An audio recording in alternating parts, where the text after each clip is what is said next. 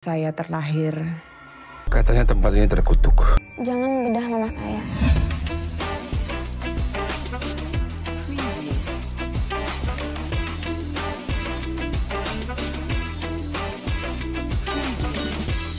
Halo guys, berjumpa lagi dengan gua di channel yang sama di media kita, channel yang membahas tentang alur cerita film, review film, dan semua hal yang berkaitan dengan perfilman. Pada video kali ini gua akan nge-review film horor yang berjudul Lost Man Melati. Oke, tanpa banyak bacot lagi, seperti apa kisahnya kita langsung aja ke videonya. Dari awal saja kita langsung masuk ke era 90-an, tepatnya di tahun 1997. Di sebuah tempat di Jawa, seorang polisi mendatangi Lost Man Melati untuk mencari rekannya.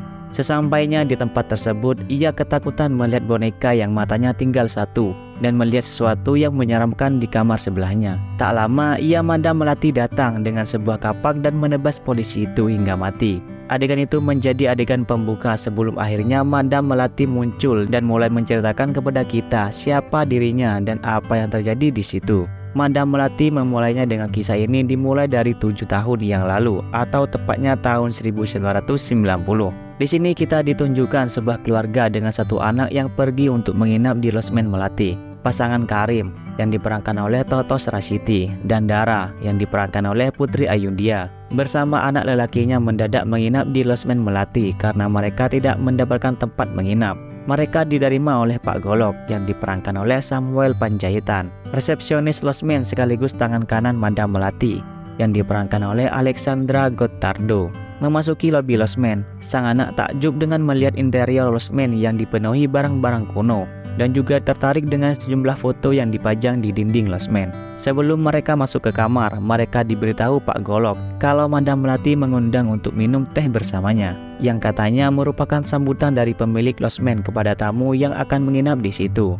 Madam Melati bisa membaca dengan cepat kalau ibunda dari Budara baru saja meninggal, dan ia juga tahu kalau ia meninggal tidak didampingi anak-anaknya. Hal tersebut membuat Budara kaget dan sedikit emosi dengan apa yang dikatakan oleh Madam. Segera mereka naik untuk tidur di kamar, dan saat tidur itulah terjadi hal menakutkan pada mereka bertiga. Madam kemudian sempat bercerita tentang asal-usulnya, tepatnya pada tahun 1887, di mana ia merupakan anak tentara Belanda yang saat tahu ibunya hamil. Sang ayah meninggalkannya seorang diri dan hidup dalam cemoohan masyarakat sekitarnya. Ibunya lantas meminta bantuan dukun dan tumbalnya adalah Melati sendiri yang menerima kutukannya. Rupanya sang ibu tak kunjung sembuh dan 13 tahun kemudian pada tahun 1900-an, ia meminta bantuan dokter kuno yang tinggal di rumah yang sekarang menjadi Lost Man Melati. Kusno bersama anaknya, yaitu Sigit, diam-diam melakukan eksperimen tidak manusiawi pada mayat yang mereka beli dari masyarakat sekitar.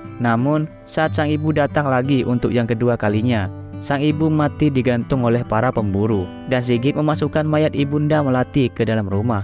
Di rumah tersebut, Melati baru sadar kalau rumah tersebut dan penghuninya dikutuk oleh arwah orang mati. Kutukan itulah yang menguasai Melati juga orang-orang yang menginap dan lantas menghilang secara misterius di tempat tersebut. Misteri apa yang sebenarnya terjadi di Lost Man Melati? Saya terlahir. Katanya tempat ini terkutuk. Jangan bedah mama saya. Alur maju mundur yang dinamis akan membuat sebagian penonton bingung.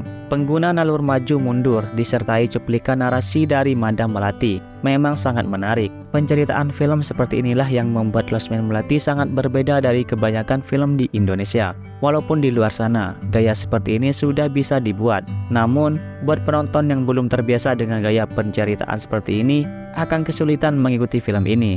Terlebih lagi lini masa yang terpecah di tahun-tahun yang berbeda dan banyaknya case yang bermain membuat penonton harus fokus menonton film ini. Sekali kita terlewat beberapa adegan saja akan membuat kita kehilangan cerita seutuhnya. Menurut saya Melati terlibat. Ini ada 2 orang.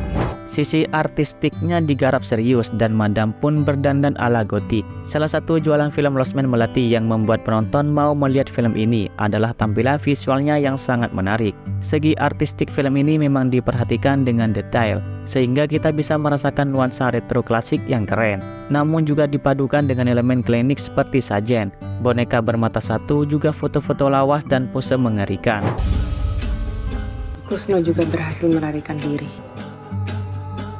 Wardrobe dan make up-nya yang digunakan Madam Melati pun terlihat bernuansa sedikit gotik. Hal ini terasa pas dan menguatkan kesan menakutkan dari si pemilik Lost Man. karena kalau terlalu gotik pun akan malah terlihat aneh dan orang yang menginap akan ketakutan melihat Madam Melati. Eksterior bangunan losmen pun digambarkan dengan tua dan reot, dengan sentuhan sedikit bergaya country yang tidak terurus. Namun, saat kita melihat interiornya, perbedaannya akan langsung terlihat kontras. Memang terlihat tidak logis. Kalau untuk sebuah rumah mungkin masuk akal, tapi kalau untuk sebuah losmen, mungkin tak akan ada yang mau menginap kalau tampilan luarnya seperti itu.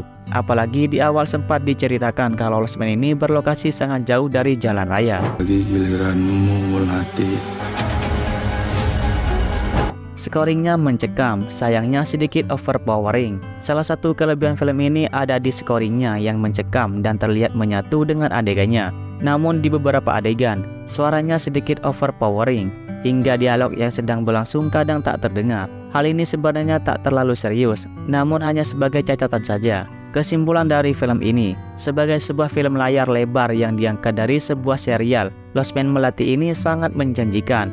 Walaupun ide ceritanya biasa saja, namun penggunaan alur maju mundur yang dipadukan dengan gaya naratif Madam Melati sangat menarik dan berbeda dengan film horor lainnya di Indonesia ini. Hal itu semakin menguatkan kesan misterius dari sang pemilik losmen yang berdada sedikit gotik. Sisi artistiknya yang bergaya retro klasik pun tidak kalah dengan buatan Hollywood. Scoringnya pun demikian powerful, bisa menyatu dengan adegannya. Akting para pemain masih bisa dikatakan rata-rata saja, kecuali Putri Ayudhya yang tampil eksplosif di film pertama Losmen Melati ini. Kisah kutukan Losmen Melati yang mulai dibangun naratifnya dari awal ini tampaknya akan makin menguatkan di sequelnya nanti. Terlihat jelas dari after credit scenes yang menunjukkan pemeran baru bermunculan seperti Imelda Therin, Sharifah Dennis, dan Widika Sidmore. Jadi buat kamu yang tertarik akan film horor yang berbeda, Losmen Melati pantas menjadi tontonan wajib kamu. Oke, itulah review dari gua mengenai film yang berjudul Losmen Melati. Semoga kalian suka dan kalian terhibur. Dan buat kalian yang baru bergabung di channel ini, jangan lupa kalian like, comment, share, dan subscribe, dan aktifkan tombol loncengnya agar setiap ada video terbaru kalian tidak pernah ketinggalan. Oke lah, kita ketemu di next video. See you.